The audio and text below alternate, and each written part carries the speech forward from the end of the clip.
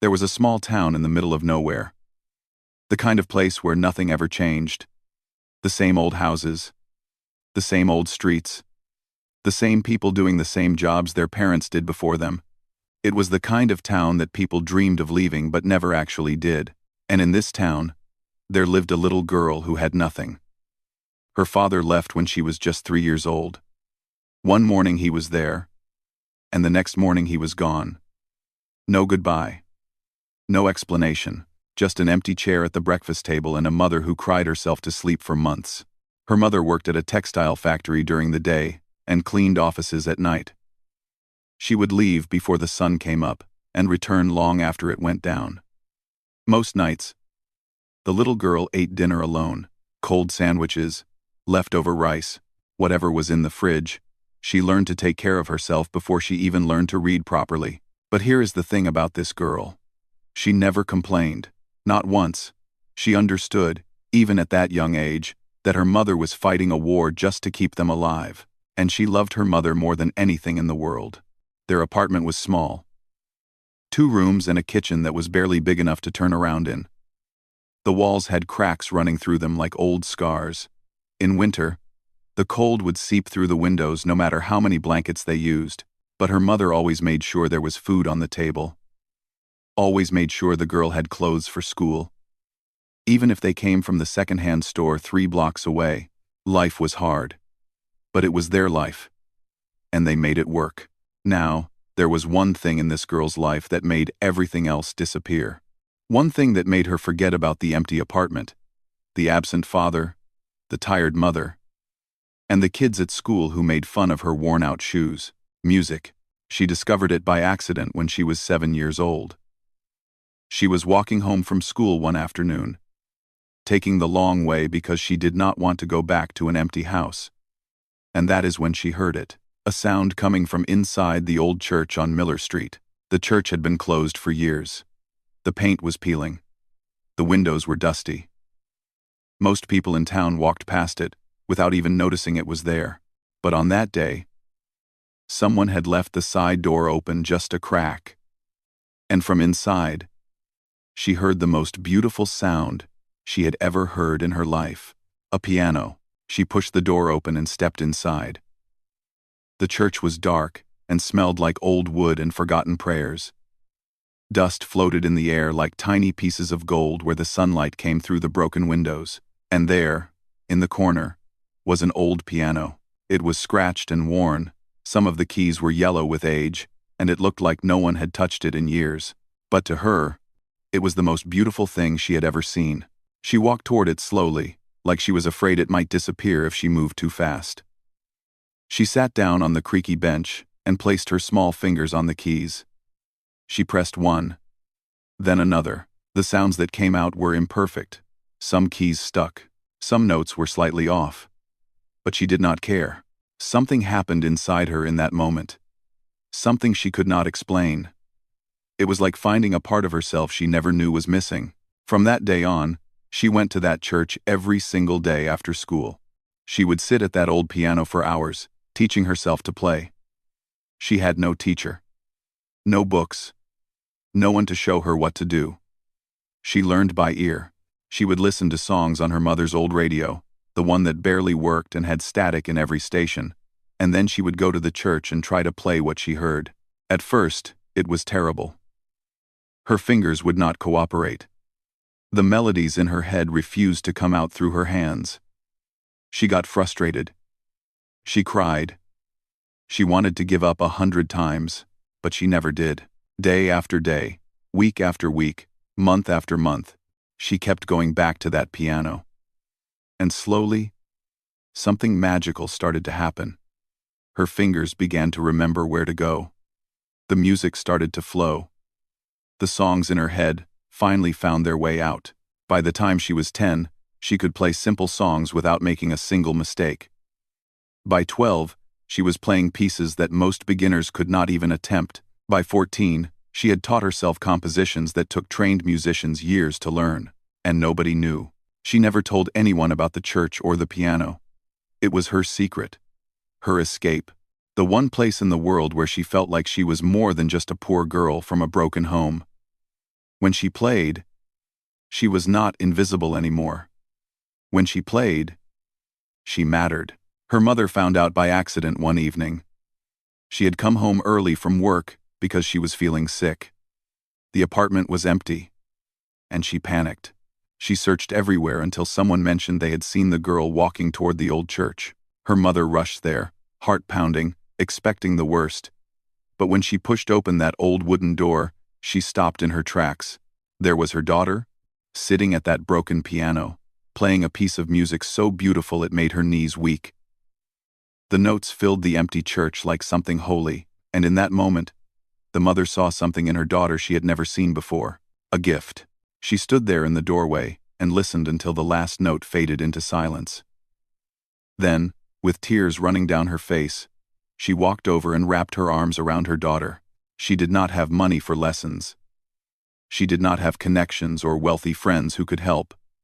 But she made a promise that night. She told her daughter that somehow, some way, she would find a way to give her a chance. A real chance. The girl was 16 when she finally got that chance. Her mother had been saving money in a jar hidden in the back of the closet for years. A few coins here, a few dollars there, whatever she could spare after paying the bills. And finally, there was enough. Enough to pay the application fee for the Hartwell Conservatory. It was the most prestigious music school in the country. The place where legends were made. Where the best of the best went to become even better. Getting in was almost impossible. Thousands applied every year, and only a handful were accepted. But the girl did not care about the odds.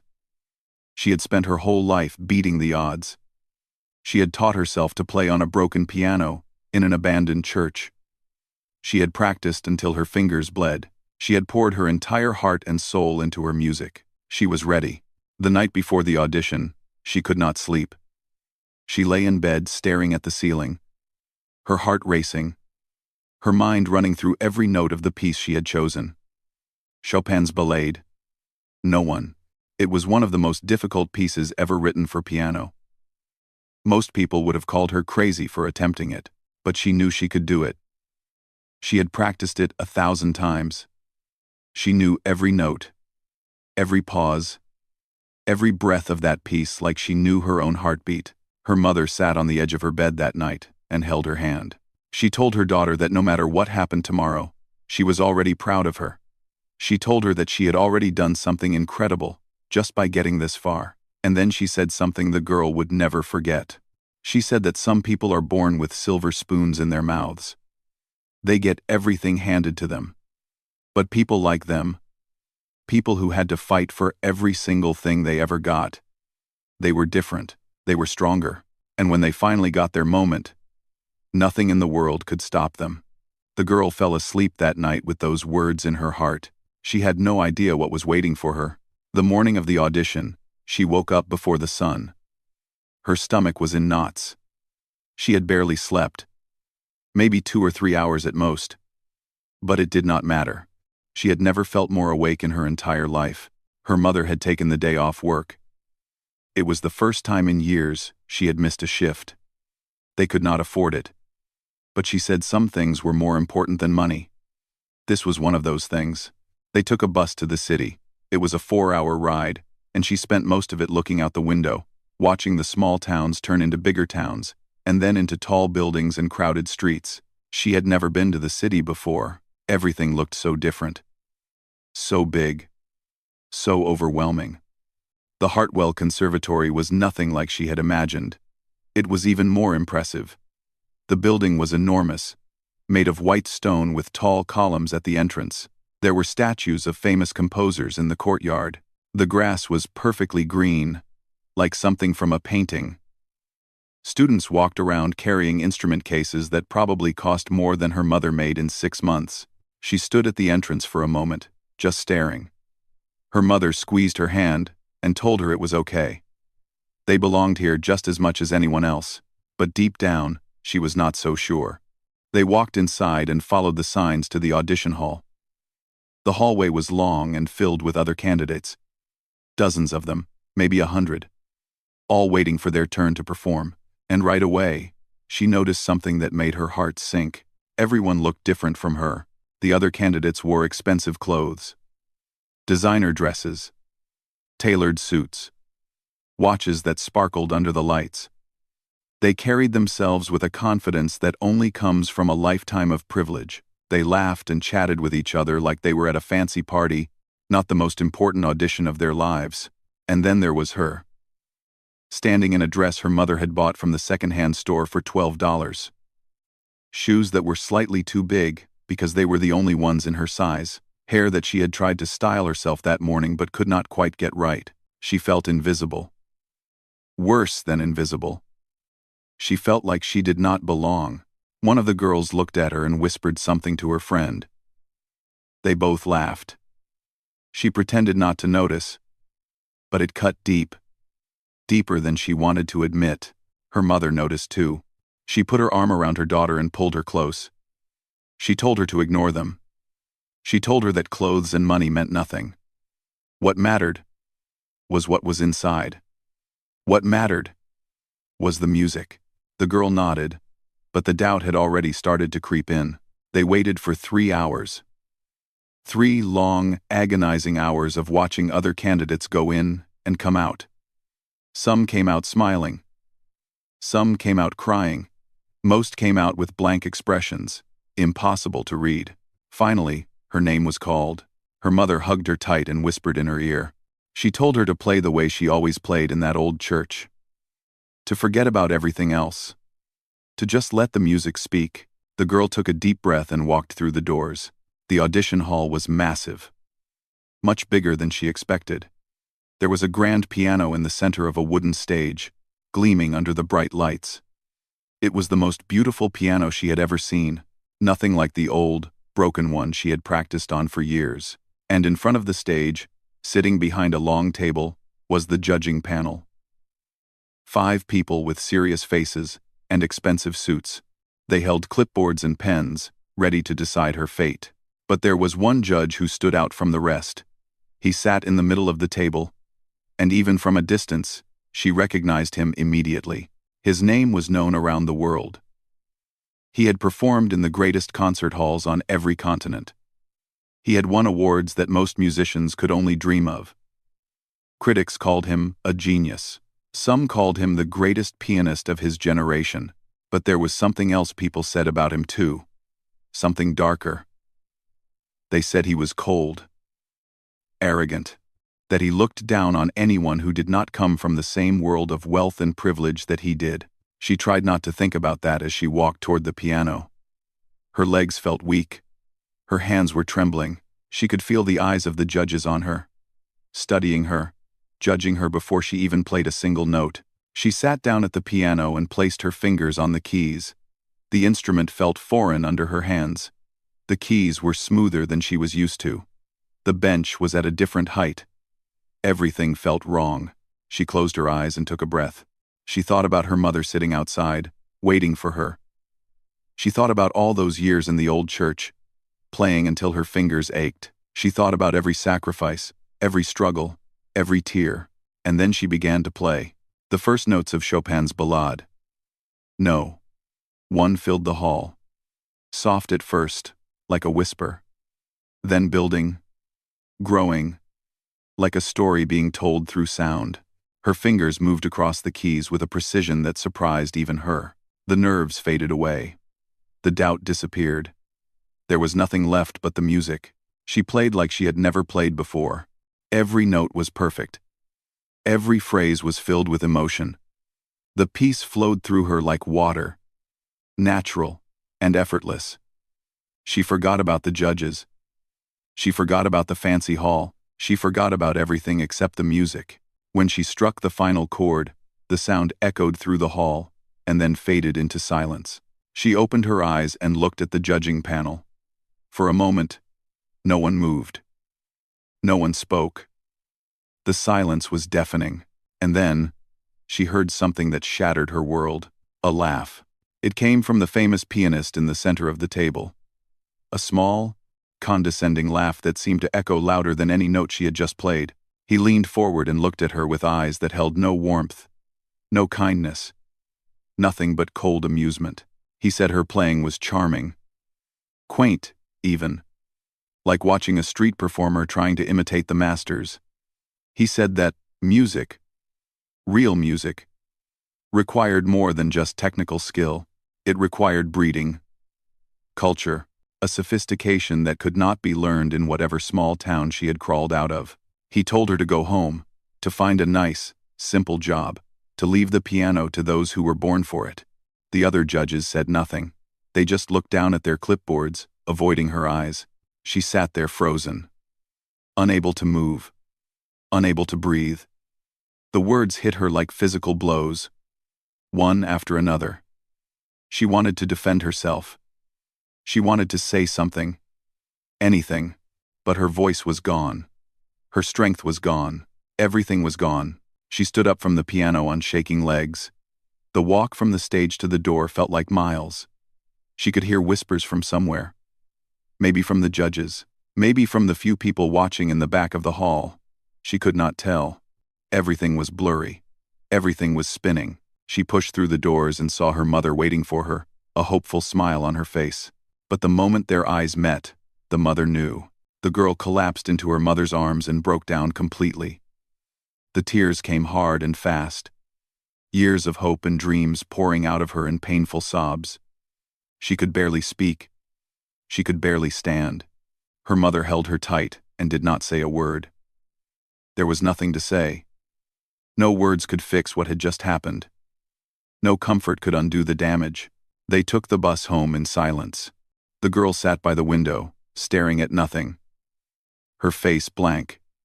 The world passed by outside, but she did not see any of it.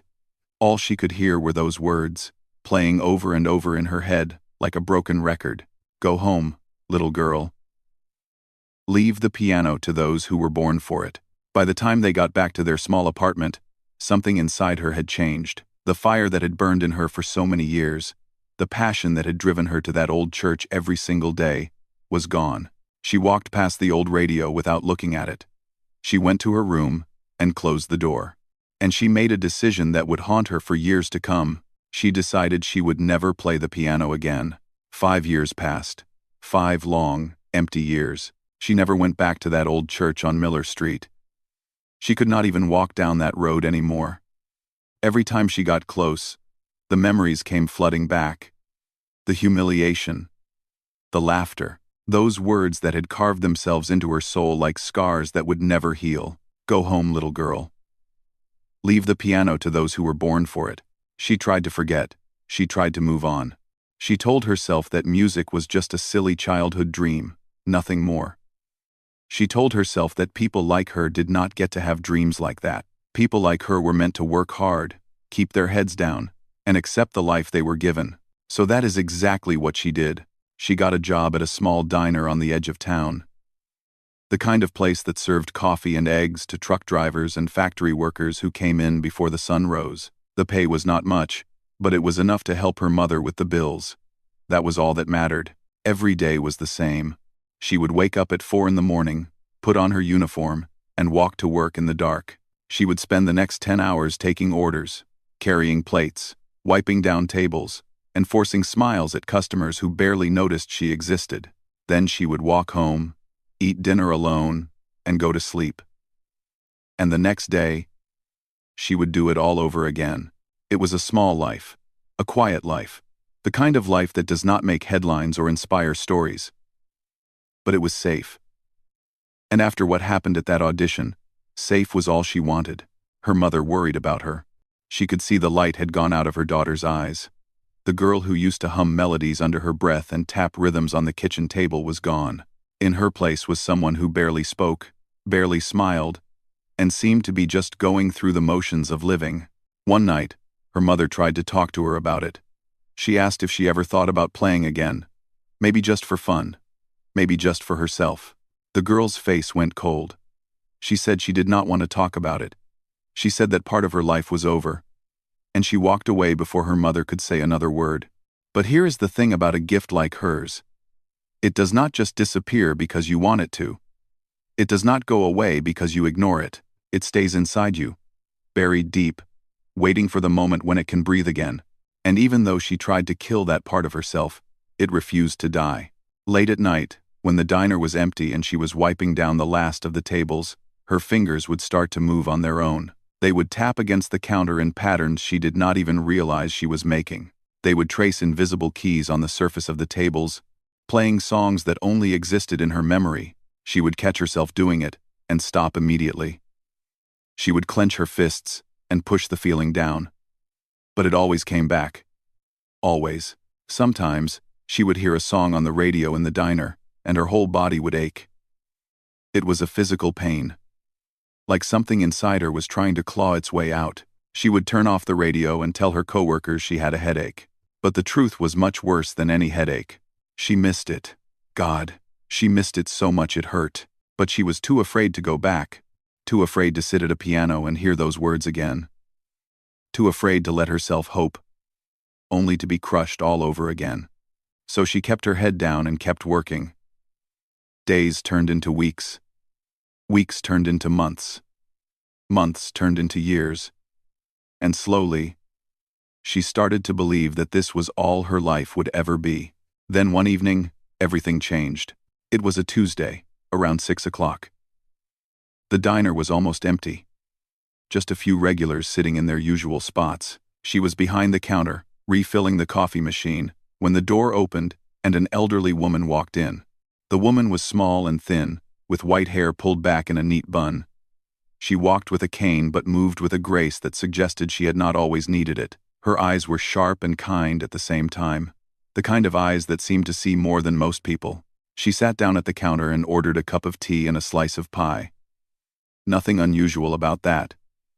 But as the girl brought her the order, the woman watched her with a curious expression.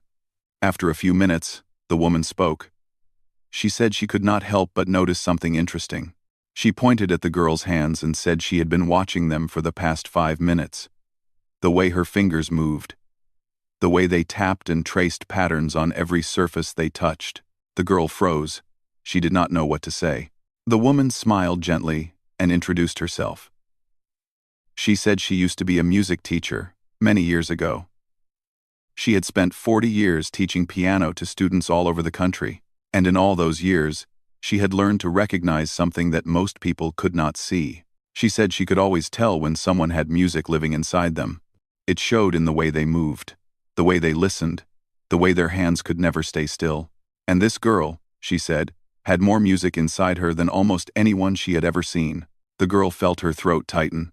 She wanted to walk away. She wanted to change the subject. But something about this woman made her stay. The woman asked her a simple question. She asked if she played, and for reasons she could not explain. The girl told her the truth. Not just part of it. All of it. The old church. The years of teaching herself. The audition. The famous pianist. The humiliation. The 5 years of silence. It all came pouring out like water from a broken dam. She had never told anyone the full story before. Not even her mother knew all the details. But sitting there in that empty diner, talking to a stranger she had just met, she could not stop herself. When she finished, the woman was quiet for a long moment. Then she reached across the counter and placed her hand over the girl's. She said something that would stay with the girl forever. She said that the cruelest thing in the world was not being told you could not do something. The cruelest thing was believing it. She said that one man's opinion, no matter how famous he was, did not get to decide her future. She said that talent like hers was rare and precious, and letting it die because of one person's cruelty was a tragedy. Then, she made an offer. She said she had an old piano at her house. Nothing fancy. But it worked. She said if the girl ever wanted to play again, just once, just to see how it felt, she was welcome to come over any time. The girl said no. Immediately. Without even thinking about it, but the woman just smiled. She wrote her address on a napkin, left it on the counter, and paid for her tea and pie.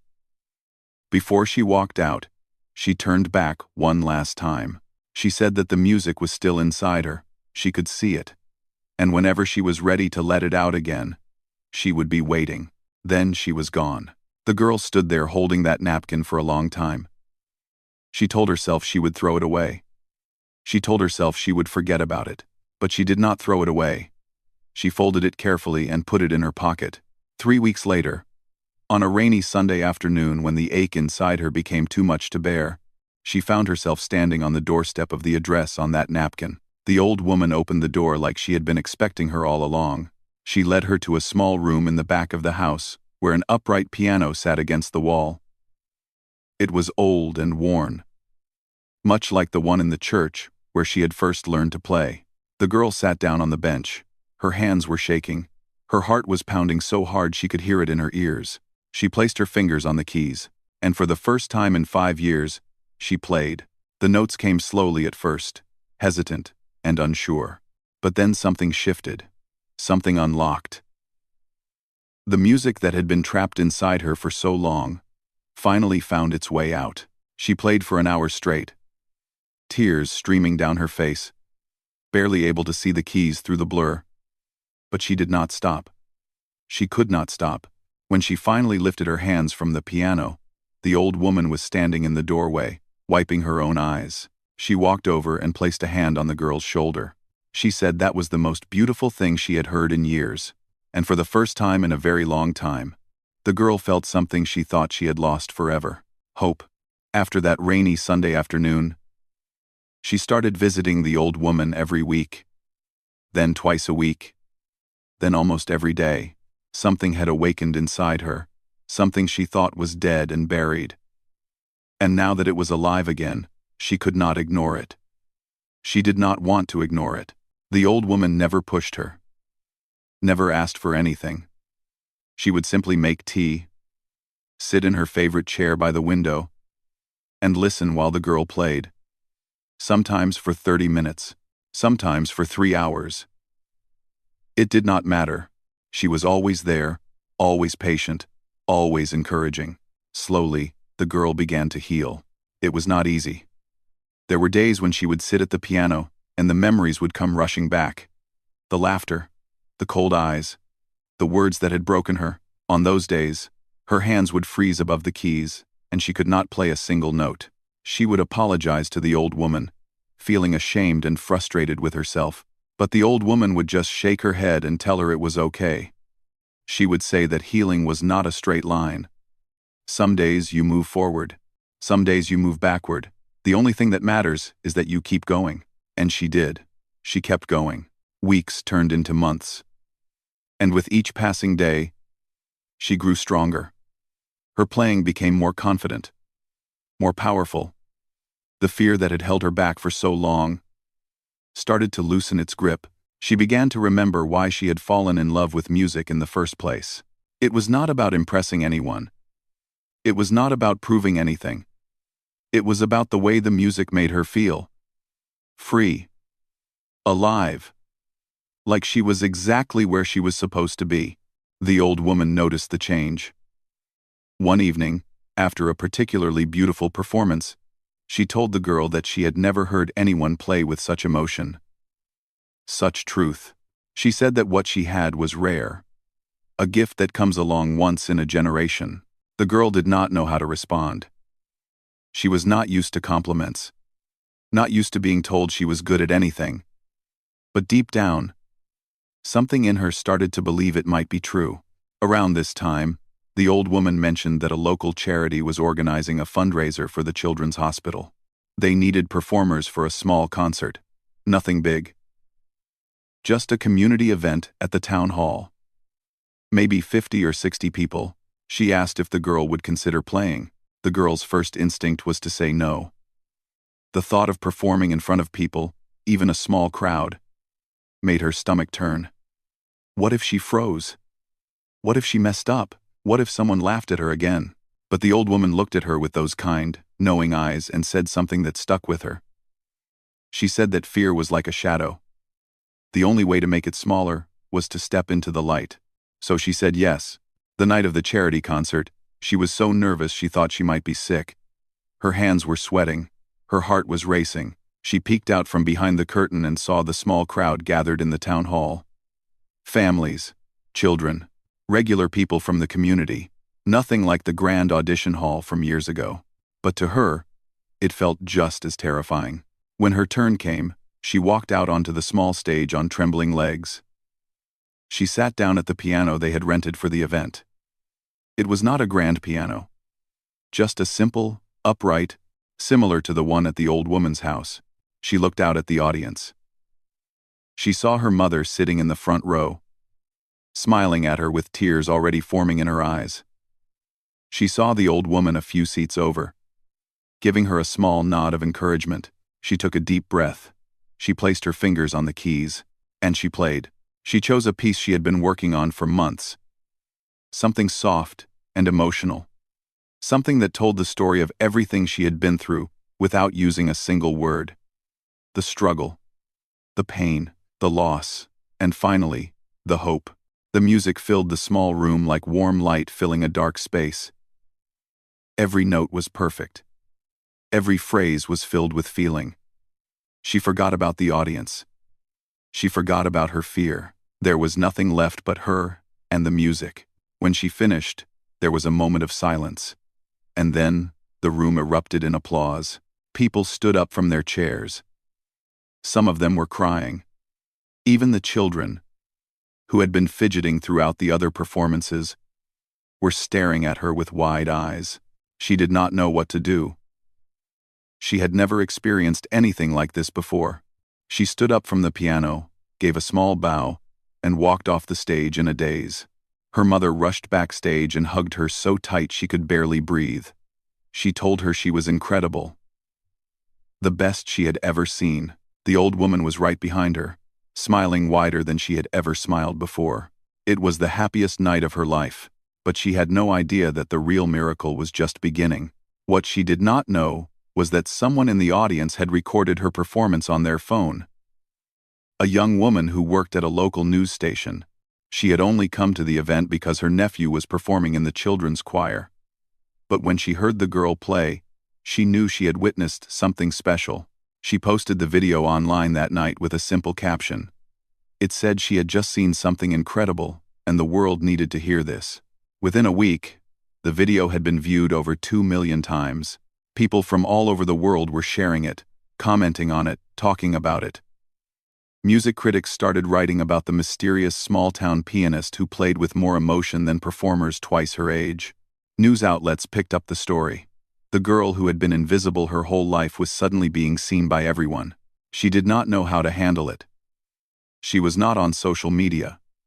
She did not even own a computer. She found out about the video when a reporter showed up at the diner, asking for an interview. She said no to the interview. She said no to all of them. The attention overwhelmed her. It scared her. She just wanted to play music. She did not want to be famous, but the universe had other plans. 3 weeks after the video went viral, a letter arrived at her mother's apartment. It was addressed to her, written on thick, expensive paper, with an official letterhead. She opened it with shaking hands. It was an invitation to perform at the International Piano Masters Gala. She read the words 3 times, certain she was misunderstanding something. The International Piano Masters Gala was the most prestigious classical music event in the world. The greatest pianists alive performed there. Legends, icons, people who had trained at the finest conservatories and won every award imaginable. And they wanted her. She kept reading and felt her blood run cold. The letter mentioned that this year's gala would feature a special tribute to classical excellence, with a headline performance by one of the greatest pianists of the generation. Him, the man who had humiliated her all those years ago. The man whose words had stolen 5 years of her life. He would be there, performing on the same stage. On the same night, she dropped the letter like it had burned her. Every instinct in her body screamed at her to say no, to throw the invitation away and pretend it never existed. She could not face him again. She could not walk into that world again, the world that had rejected her, the world that had told her she did not belong. She went to the old woman's house that evening, the letter crumpled in her pocket. She told her everything. She said she could not do it. She said she was not strong enough. The old woman listened quietly. Then she took the girl's hands in her own and looked her straight in the eyes. She said something the girl would carry with her forever. She said that for 5 years, that man's words had lived inside her head. They had controlled her, defined her, stolen her joy. She had given him power over her life without him even knowing it. But now, she had a choice. She could spend the rest of her life running from that moment. Or she could walk back into that room, sit down at that piano, and take her power back. The old woman squeezed her hands tight. She said the girl was not the same scared teenager who had walked into that audition hall years ago. She was stronger now. She had fought through pain and silence and doubt. She had found her way back to the music against all odds. And now it was time to show the world who she really was. The girl sat there for a long time, tears rolling down her cheeks. The fear was still there. It would probably always be there. But underneath the fear, something else was growing. Determination. She wiped her eyes, took a deep breath, and made her decision. She was going to that gala, and this time, she was not going to let anyone silence her. The night of the gala arrived faster than she expected. One moment she was reading that invitation in her mother's tiny apartment, and the next she was standing backstage at one of the most famous concert halls in the world. The place was unlike anything she had ever seen. Crystal chandeliers hung from ceilings that seemed to stretch up forever. The walls were covered in gold trim and velvet curtains. Every surface gleamed under soft, elegant lighting. It was the kind of place where history was made, where legends performed, where dreams either came true or died. She stood in the wings, wearing a simple black dress that the old woman had helped her pick out. Nothing fancy, nothing expensive, but it fit her perfectly. And when she looked in the mirror before leaving, she felt like herself for the first time in years. Her mother was somewhere in the audience. So was the old woman. They had traveled all this way just to watch her, just to be there for her. Knowing they were out there gave her strength she did not know she had. But even with that strength, she was terrified. The concert hall was packed. Over 2,000 people filled the seats. Critics, celebrities, musicians, dignitaries, the most important names in the classical music world, all gathered in one place. And in a few minutes, she would walk out onto that stage and play for all of them. She peeked through the curtain and felt her heart stop. There he was, sitting in the front row, the famous pianist, the man who had destroyed her with a single laugh and a handful of cruel words all those years ago. He looked older now. His hair had more gray in it. But his eyes were the same. Cold, arrogant, like he was already bored before the night had even begun. She pulled back from the curtain, her hands shaking. For a moment, she wanted to run. Every fear she had ever felt came rushing back at once. The humiliation, the shame, the years of silence. What was she doing here? She did not belong in this world. He had told her that himself. And maybe he was right. Maybe she was fooling herself. Maybe this was all a terrible mistake. Then she felt a hand on her shoulder. She turned around and saw one of the stagehands, a young woman not much older than her. The woman smiled and said she had seen the viral video. She said it had made her cry. She said she could not wait to hear her play in person. It was such a small thing, a few kind words from a stranger. But in that moment, it meant everything. She took a deep breath and steadied herself. She thought about her mother, who had worked herself to the bone just to give her a chance. She thought about the old woman, who had believed in her when she could not believe in herself. She thought about all the years she had spent hiding from her gift, letting fear control her life. No more. She was done hiding, done being afraid, done letting one man's cruelty define who she was. The first half of the gala featured several performers, brilliant pianists from around the world, each one more impressive than the last. The audience applauded politely after each performance. Respectful, appreciative, but nothing extraordinary. Then came the headline performance. The famous pianist walked onto the stage to thunderous applause. He sat down at the grand piano with the confidence of someone who had done this 1,000 times. And he played beautifully. Technically perfect, every note precise, every phrase polished. But as she watched from backstage, she noticed something she had never noticed before. His playing was cold, empty. There was no heart in it, no soul. It was like watching a machine perform. Impressive, yes, but not moving, not real. When he finished, the audience gave him a standing ovation. Of course they did. He was famous. He was respected. That was how it worked in this world. Then it was her turn. The announcer introduced her as a rising talent, discovered through a viral video that had captured the hearts of millions. A murmur went through the crowd. She could feel their curiosity, their skepticism. Who was this unknown girl, performing on the same stage as the greatest pianists alive? She walked out from the wings on legs that felt like they might give out at any second. The stage lights were blinding. The piano sat in the center, gleaming under the spotlight. It was the most beautiful instrument she had ever seen. She made the mistake of looking at the audience. Thousands of faces staring back at her. And in the front row, those cold eyes watching her with the same dismissive expression she remembered from all those years ago. Her hands started to tremble. She sat down at the piano and placed her fingers on the keys. But she could not move. The fear had frozen her completely. Her mind went blank. She could not remember the first note of the piece she had planned to play. She could not remember anything. The silence in the hall was deafening. Seconds passed. They felt like hours. She could sense the audience shifting in their seats. She could imagine what they were thinking. She could almost hear the whispers starting. And then, in that moment of complete darkness, she heard a voice in her head. It was the old woman's voice.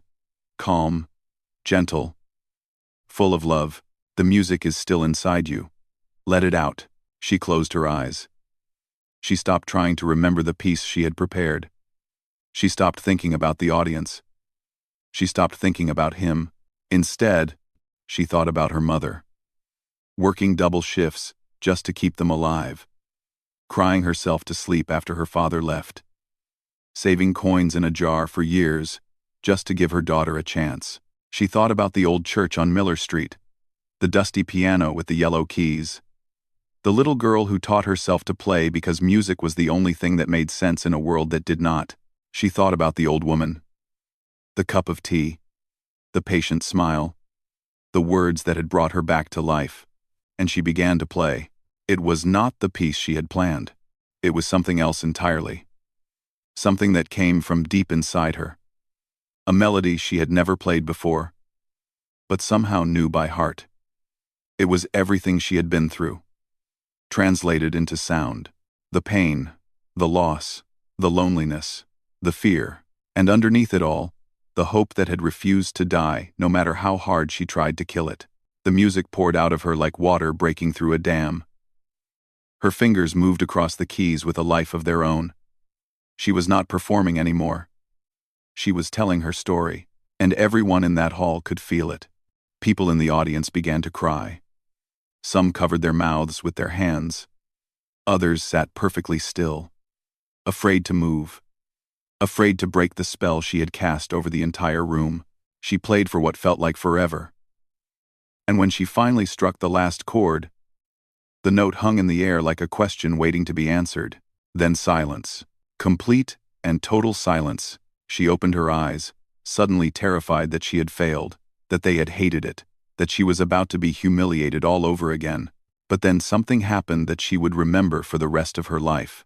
One person stood up, then another, then another. Within seconds, the entire audience was on their feet. The applause was like thunder, shaking the walls of the concert hall. People were cheering, crying, calling out her name. She sat at the piano, completely overwhelmed, tears streaming down her face, and then she looked at the front row. The famous pianist was standing with everyone else. But he was not applauding. He was just staring at her with an expression she had never seen on his face before. It was not arrogance. It was not coldness. It was shock. And something else. Something that looked almost like shame. She held his gaze for a long moment. She did not smile. She did not gloat. She simply looked at him and let him see who she had become. Then she stood up, gave a small bow to the audience, and walked off the stage. Backstage, Her mother was waiting for her with open arms. They held each other and cried together, unable to speak. The old woman stood nearby, tears running down her wrinkled cheeks, nodding slowly like she had known this would happen all along. Later that night, after the gala had ended and the crowds had gone home, she stepped outside for some fresh air. The city was quiet. The stars were hidden behind the glow of streetlights. She heard footsteps behind her. She turned around and saw him. The famous pianist. Standing a few feet away, looking smaller somehow than she remembered. He did not say much. He did not apologize. Men like him rarely do. But he said one thing. He said he had been wrong about her. He said what she did on that stage was something he had not heard in a very long time. Then he turned and walked away. She watched him go, feeling something she did not expect. Peace. She did not need his approval. She did not need his validation. She had already given herself something far more valuable. She had taken back her voice, her story, her life, and she made a promise to herself that night, standing under those city lights. She would spend the rest of her life making sure no one ever made another dreamer feel the way she once did. Because talent is not about where you come from. It is not about money or connections or being born into the right family. Talent is about the fire inside you. The thing that refuses to die no matter how many times the world tries to put it out, and her fire was just getting started.